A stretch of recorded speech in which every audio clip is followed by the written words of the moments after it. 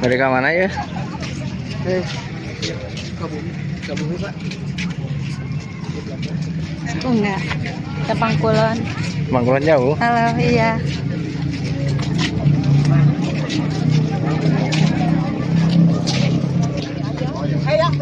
Sok ya kok, malah bawa dulu salah.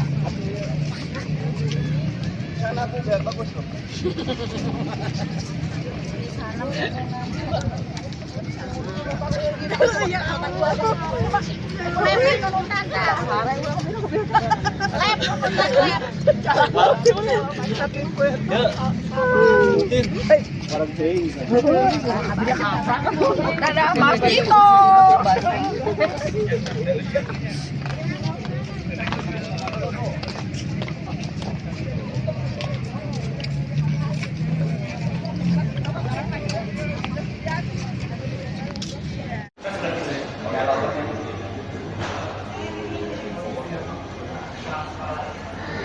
Mas tumbler disimpan dulu. Untuk berapa orang? Pasien disimpan dulu Pak. Oleh-oleh nomornya.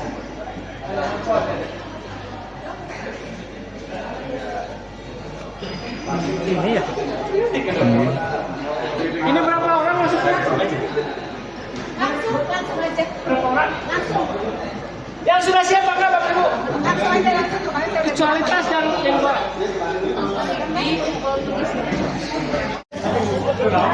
Dari lawan Pak.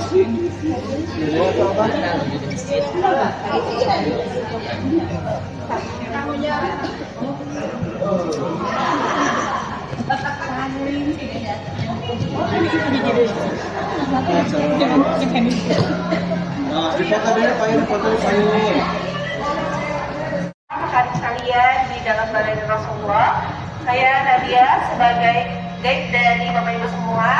Jadi nanti kita akan masuk ke dalam Balai Rasulullah. Silakan sambil berjalan saja. Boleh nanti mengambil foto dan video sambil berjalan, begitu ya. Karena kita lebih dari kapasitas seharusnya, jadi kita bisa sambil berjalan dan cuma iringan aja. Ya, boleh silakan kita berdiri. Allahumma sholli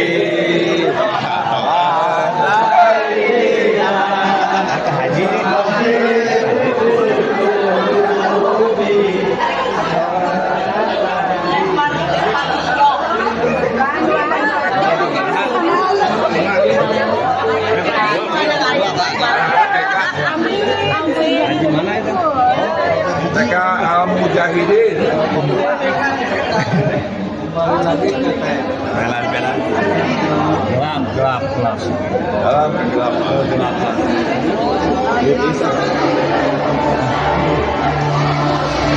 Makan yuk.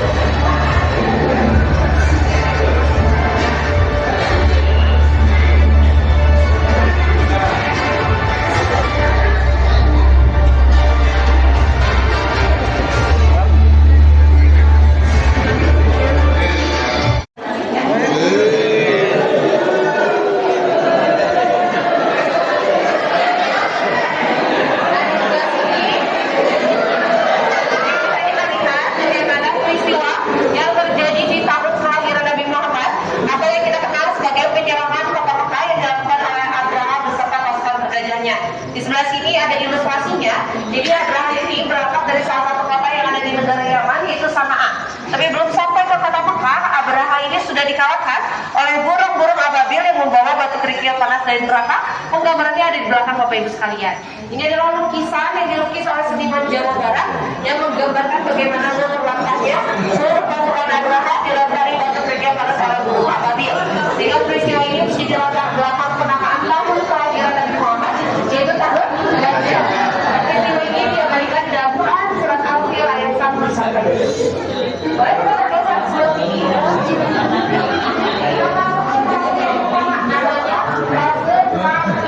Kita akan melihat perjalanan Rasulullah dari ketika beliau lahir sampai beliau diangkat menjadi seorang nabi dan rasul. Nah ini masyarakat dari Nabi Muhammad. Jadi saya lihat di garis kedua beliau dari kakek buyutnya yang bernama Qusay lahir di tahun 400 Masehi sampai ke anak cucunya beliau. Dan juga terbiasa nikah dengan Nabi Muhammad. Ini kakek buyutnya yang lahir di tahun 400 Masehi. ini adalah dia akan terbuka dengan mengatakan silsilah Nabi. Jadi daun-daun yang berwarna emas ini bertuliskan nama-nama 25 Nabi dari Nabi Adam alaihissalam sampai ke Nabi Muhammad Sallallahu Alaihi Wasallam sebagai simbol bahwa para nabi ini memiliki garis keturunan yang saling berkesinambungan. Ya, dari Nabi Adam ini dari Nabi Adam sampai susuannya yang bernama Ibrahim Al-Azadiyah sampai ketika beliau tinggal bersama pamannya, gitu ya. Dan di sebelah sini kita ada koleksi yang ada di Galeri Rasulullah. Ini adalah kopian dari kitab Al-Barzanji yang ditulis tangan oleh Syekh Al-Barzanji.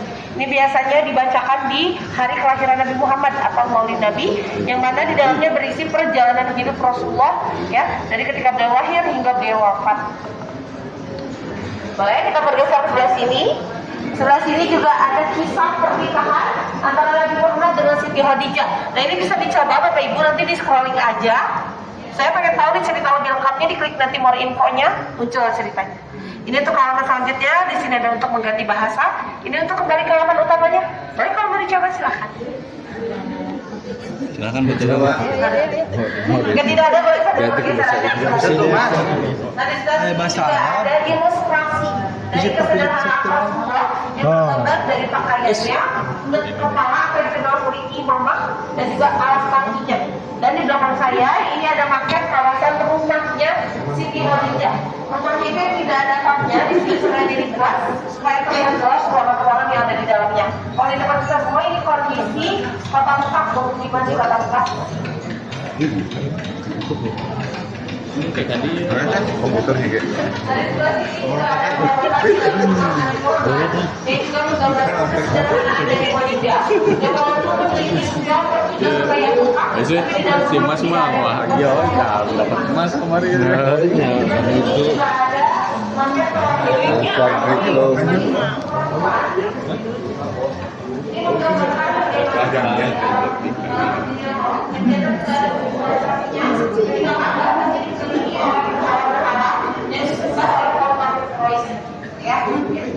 nah ini ketika Ka'bah sudah tidak dikelilingi berhala-berhala tersebut yang terjadi di peristiwa Fathu Makkah, yang lebih jelas dan lengkapnya nanti kita lihat di fase yang nah ini juga kita lihat ada hadis dari Ka'bah yang pertama dibangun oleh Nabi Ibrahim dan juga Nabi Ismail alaihissalam sampai ke Ka'bah di tahun 2000 dari kemudian yang kita bersama semua.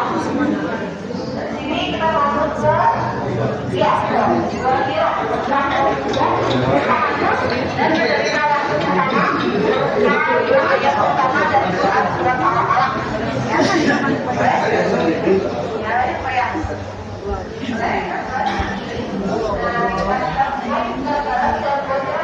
Karena tadi dalam Zahir lagi telah banyak kata, ini bisa jelas bahwa dalam Zahir itu Rasulullah berdiri di atas bukit yang tidak retak, berpasir, sunyi, sepi dan bagus, gitu ya. Nah, di sini kita masuk di fase yang kedua, yaitu fase Mekah, yang mana waktu itu Rasulullah diperintahkan mulai berdakwah di kota kelahirannya. Kita bisa bergeser ke sini dulu. Boleh ibu bapak silakan untuk melihat di sini ada topografi awal masa Mekah dan juga terdapat 10 orang pertama yang memeluk agama Islam yang dikenal sebagai as-sabiqun al-awwalun, gitu ya. Yang mana pada saat itu Rasulullah melakukan dakwah secara sembunyi-sembunyi selama 3 tahun lamanya, dan selama 3 tahun ini beliau hanya mendapatkan 40 orang yang memeluk agama Islam. Dan 10 orang pertamanya kita lihat di sebelah sana, itu adalah orang-orang yang dijamin oleh Allah Subhanahu wa Ta'ala untuk memasuki surganya Allah tanpa hisab. Di tahun setelah kenabian, Rasulullah juga mendapatkan wahyu kembali berupa Quran surat Al-Hijr ayat 94, yaitu diperintahkannya untuk mulai berdakwah secara terang-terangan. Boleh kita bergeser sebelah sini jika sudah menontonnya. Nah, di sebelah sini ada bagaimana kita Rasulullah dengan mengajak umat untuk memeluk agama Islam dan mempercayai bahwa beliau adalah utusan Allah. Tapi justru yang dia dapat adalah gangguan dan tekanan dari kaum kafir Quraisy yang mulanya berawal dari pamannya sendiri, yaitu Abu Lahab. Sehingga untuk menyelamatkan keimanan kaum muslimin, pada saat itu dilakukanlah hijrah pertama, yaitu hijrah ke Habasyah. Hijrah ke Habasyah ini adalah hijrah pertama kaum muslimin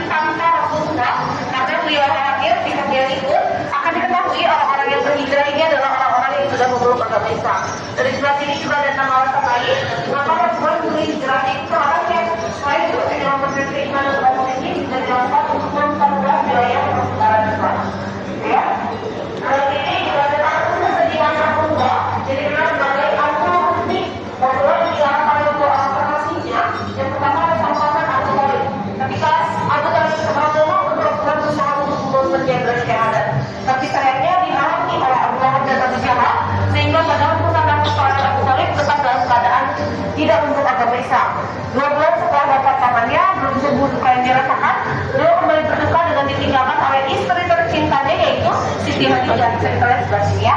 Nah ini pada saat itu ya terdapat kisah yang sangat menarik. Siti Khadijah yang sudah dijamin oleh Allah Subhanahu Wa Taala untuk memasuki surganya Allah tanpa hisab pun, ketika sakaratul maut dia tetap merasa takut akan siksa kubur. Beliau berkata kepada Fatimah, ya Fatimah, sampaikan pesanku kepada Rasulullah bahwa aku sangat takut akan siksa kubur, maka tolong kafani aku dengan sorban yang dikenakan Rasulullah ketika menerima wahyu pertama. Ketika itu Fatimah langsung berkata kepada Rasulullah, dan Rasulullah menjawab kepada Khadijah, ya Khadijahku sayang, jangan engkau khawatir karena engkau mendapatkan salam langsung dari Allah, bahkan Allah sudah menyediakan surga untukmu yang mana di dalamnya tidak ada kebisingan sama sekali. Mendengar hal ini, kemudian Khadijah wafat di pangkuan Rasulullah, dan ini adalah doa yang dilantunkan oleh Rasulullah ketika melihat istrinya wafat.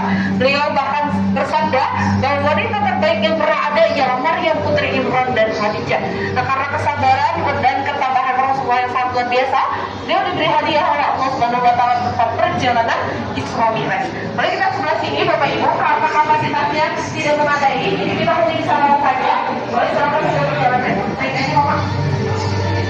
Nah, perjalanan Isra Mi'raj ini adalah perjalanan malam yang dilakukan dari Masjidil Haram ke Masjidil Aqsa, kemudian dilanjutkan dari Masjidil Aqsa dengan menempuh 7 lapis langit bersama dengan Nabi Muhammad akan melihat isi dari surga dan neraka. Selanjutnya ada gambarannya, Bapak Ibu bisa lihat. Dari gambar ini adalah ayatnya mengenai perjalanan Isra Mi'raj yang dilakukan oleh Rasulullah. Singkat saja, sambil bergeser saja ke sebelah sini, kaki-kaki turunnya ke arah yang kiri, dan kaki itu telah mendapatkan perintah untuk tidak membuang ke dalam matahari.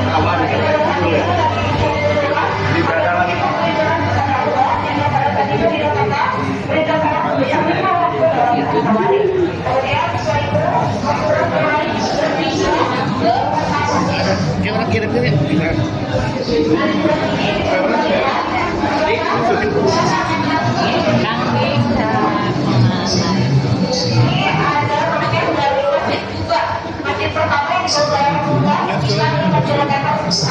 sebelahnya ini adalah madai dari Masjid Nabawi. Masjid Nabawi ini dibangun bersebelahan dengan Masjid Rasulullah ketika di Madinah. Ya.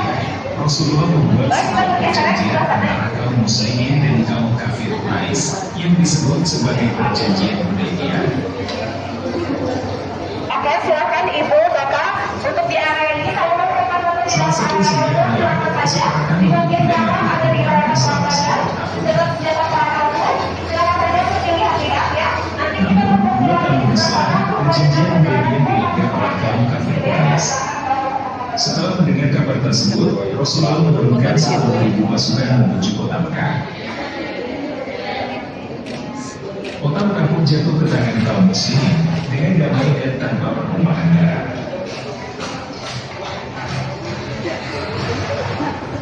Peristiwa ini dimulai sebagai salah satu peristiwa yang masyarakat yang damai dengan segala kebenaran yang ada.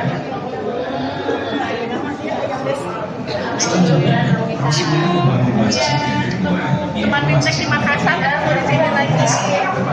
Visualisasi dari persebaran Islam ke dunia melalui berbagai jalur. Salah satunya jalur perdagangan, gitu ya. Dan di belakang saya juga ada peta persebaran Islam ke dunia melalui jalur perdagangan, yaitu jalur perdagangan rempah-rempah, supra dan juga kayu manis. Boleh kita geser sebelah sini di ada apa ini Bapak?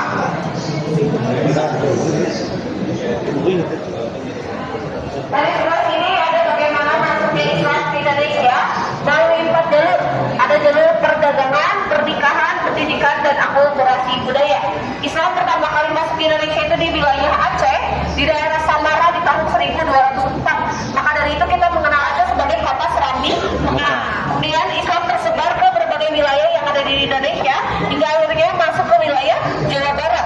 Nah, Islam pertama kali masuk ke Jawa Barat itu di daerah Cirebon. Karena Cirebon ini yang paling dekat dengan pelabuhan yang terbaganya aktif sebagai salah satu jalur dagang.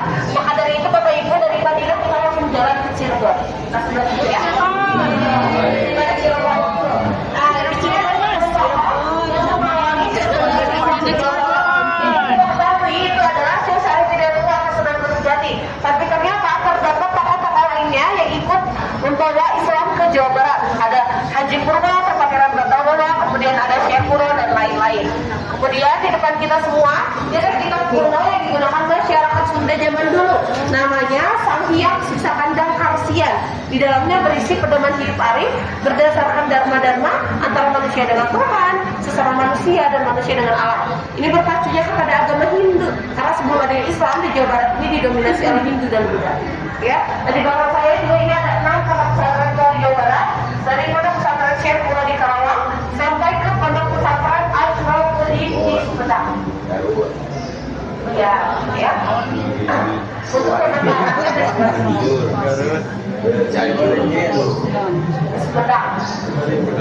Mana Hal ini tokoh-tokoh yang berpengaruh terhadap perkembangan Islam dari dulu sampai sekarang, dari Syekh Purwo sampai ke Kiai Haji dan Peradas Sidik Aminullah. Seperti ini ada Bapak Profesor Dr. Kiai Haji Miftah Farid yang merupakan Ketua MUI Bandung, juga merupakan salah satu imam besar dari Masjid Raya Al-Jabar. Lalu kita geser, nah di sini ada koleksi yang ada di Galeri Rasulullah, itu koleksi mushaf. Nah tadi ada ibu yang banyak. Kan di sini ada nggak yang cuma satu-satunya ada di Galeri Rasulullah? Ini Quran digital. Kita bisa coba di sini ibu. Ini nanti tangannya tinggal diajuin aja di atas sensornya nanti terbuka. Nah, ini memperlihatkan motif-motif yang ada di mushaf Sundawi.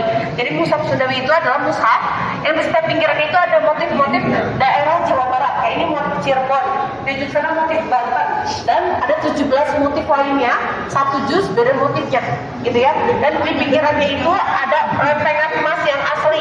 Kalau di sini hanya duplikatnya, yang aslinya ada di Pusdai Bandung. Boleh kalau mau dicoba di bagian tengah. Nah ini juga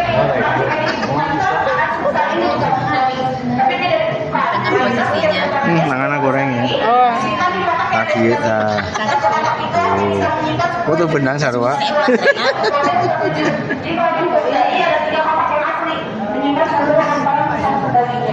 Di sekitar ibu bapak juga ada pesantren lain yang warna ungu, ini pesantren emas dari Ibu Bintu Soeharto. Di sebelah sana ada mushaf Sundawi yang dicetak, gitu ya. Kalau ini mushaf Istiqlal, ini juga ada mushaf Sundawi dengan terjemahan bahasa Sunda. Ini terjemahannya bahasa Sunda. Iya.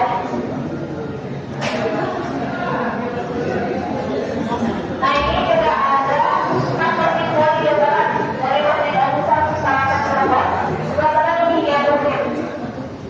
Ini dibangun oleh Presiden 32 sebagai simbol bahwa Islam sudah masuk ke wilayah Jawa. Nah, di sini juga ada Masjid Al-Musa. Nah itu bapak kalau teman-teman tahu ya, itu awal gua dibangun mungkinnya seperti ini. Nah kemudian berubah mengalami beberapa kali renovasi sehingga sudah tetap. Dan bisa kita lihat sekarang di atas ya. Di sini juga ada masjid Al-Musa. Karena di Al-Musa ini memiliki ciri khas menara di bagian halamannya. Dan juga ada Masjid Agung Mananjaya di Tasikmalaya, yang mana bangunannya ini memiliki struktur bangunan balai tujuh atau mengerucut ke bagian atas. Dan yang di belakang saya ini adalah ciri khas arsitektur dari tempat masjid yang disebutkan ya. Ada bendera atau ada struktur bangunan kayu dan juga ada mimbar dan juga pagarnya. Silakan saja untuk dilihat-lihat, barangkali yang mengambil sampai dan video ini silakan ya.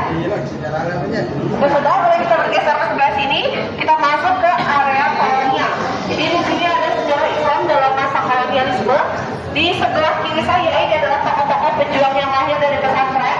Jadi mereka tidak hanya sebagai pendiri pesantren, tapi juga sebagai pemimpin penolakan terhadap kolonialisme. Di belakang saya ada diorama yang mengantar kita kepada masa-masa penjajahan. Baik, silakan saja ya.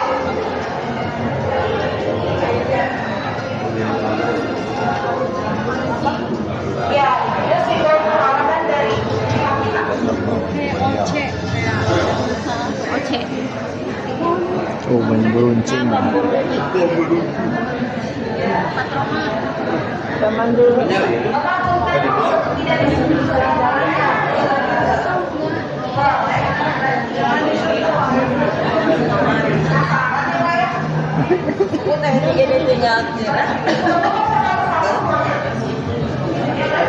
Soalnya dengan ini deh, dengan langsung meskipun banyak kan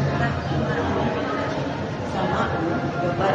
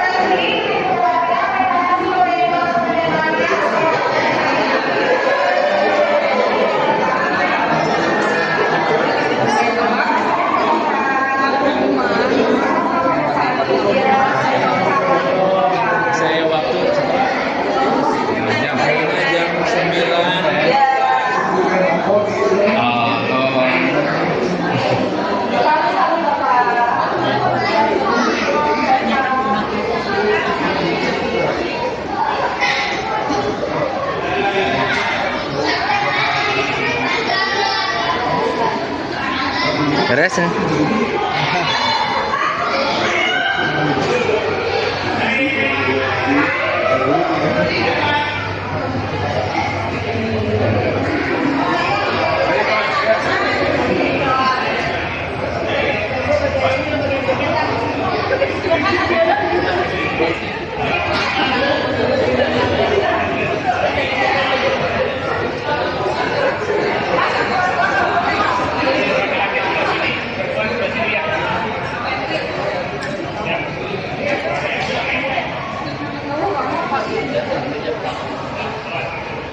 Mas, kita sudah dari Museum Rasulullah. Terima kasih. Alhamdulillah. Selesai sudah. Satu lagi ya. Oh iya, banyak.